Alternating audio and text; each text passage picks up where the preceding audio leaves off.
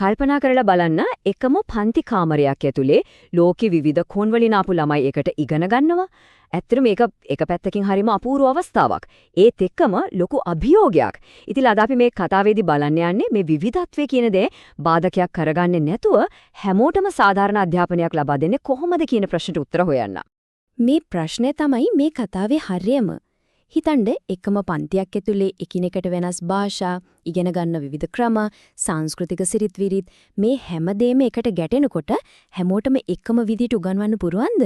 නැත්නම් එහෙම කරන එකෙන් අපි නොදැනුවත්වම සමහර ළමින්ව පස්සට තල්ලු කරලා දානවද? මේක තමයි අද කාලේ ගුරුවරයෙක් දවස ගානේ මුහුණ දෙන ලොකුම ප්‍රහේලිකාව. හොඳයි. අපි අපේ ගමන පටන් ගමු පළවෙනි නැවතුමෙන්. ඒ තමයි දකුණු ආෆ්‍රිකාව. අපි මෙතනදී බලන්න යන්නේ කොහොමද නීතියම පාවිච්චි කරලා අසමානතාවය නිර්මාණය කරලා පරම්පරා ගානකගේ අනාගතය වෙනස් කළේ කියලා.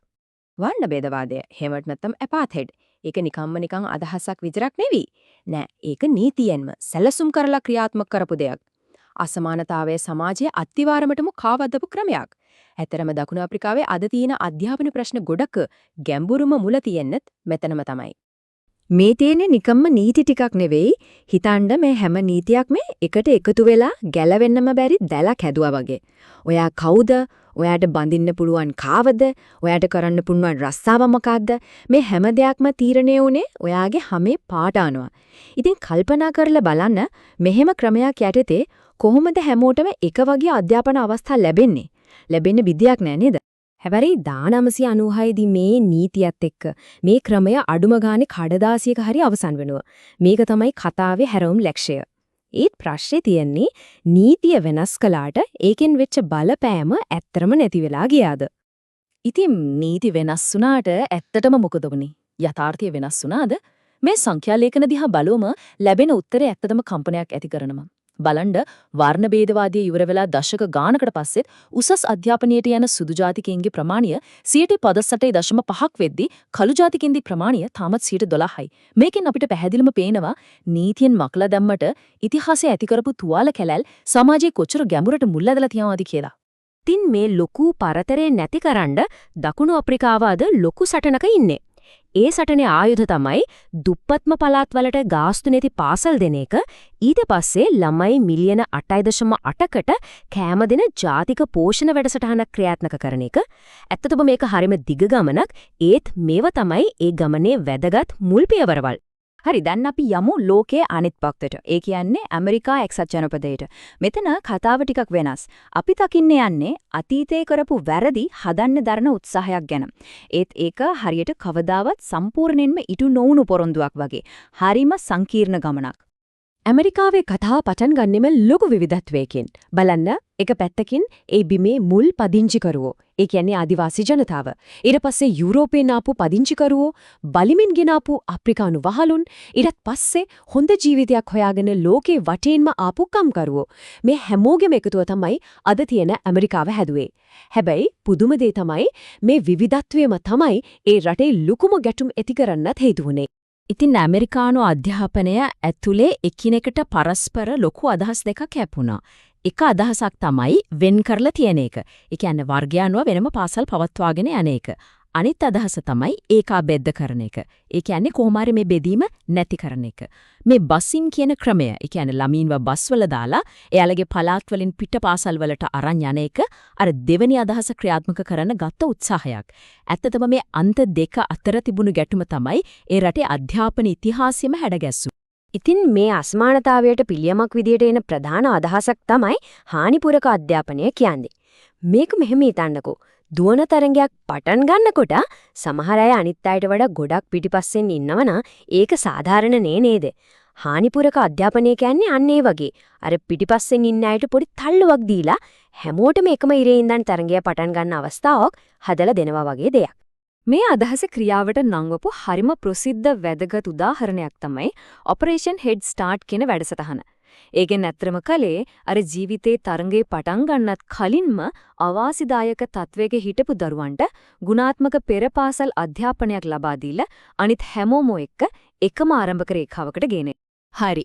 අපි මෙච්චර වෙලා කතා කළේ රටවල් මට්ටමින් තියෙන ප්‍රතිපත්ති ගණනේ. දැන් අපි පොඩ්ඩක් ඒ තැනින් බැහැලා පන්ති කාමරේ ඇතුළටම යමු.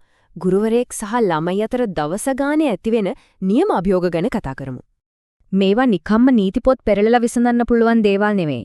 මේවා ඊට වඩා ගොඩක් සියුම් මිනිස්සුන්ගේ හදවත් වලට මනස් වලට සම්බන්ධ ප්‍රහේලිකා වගේ. ඉතින් මේ ප්‍රහේලිකාවේ කොටස් ගොඩක් තියෙනවා. එකක් තමයි භාෂා බාධක. ඒක පැහැදිලිනේ. ඊට පස්සේ යනවා සංස්කෘතික වෙනස්කම්. උදාහරණයක් විදිහට අපි ඔළුව වනනකොට ඒක ඕ කියන එකනේ. ඒත් සමහර රටවල ඒක නෑ කියන එක. ඒ වගේම තමයි ඉගෙන ගන්න විදිහත් වෙනස්. සමහර සංස්කෘතීන් වල ළමයි ප්‍රශ්න අහලම ඉගෙන ගන්නවා. තවත් සමහරු ගුරුවරයාට ගරු කිරීමක් විදිහට නිශ්ශබ්දව අහගෙන ඉන්නවා. මේ වගේ හරිම පොඩි සියුම් වෙනස්කම් පවා ළමයෙක් ඉගෙන ගන්න විදිහට ලොකුවට බලපානවා. හරි අපි ප්‍රශ්න ගැන හොඳට කතා කළා.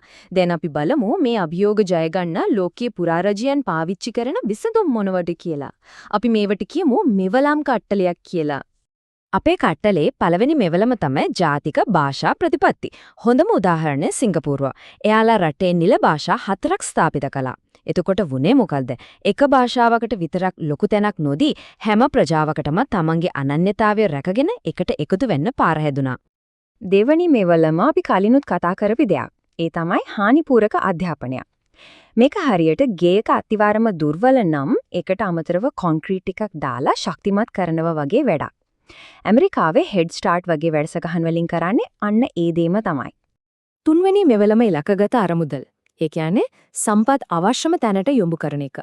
හරියට වත්තක වේලිච්ච තැන්වලට විතරක් වතුර දානවා වගේ.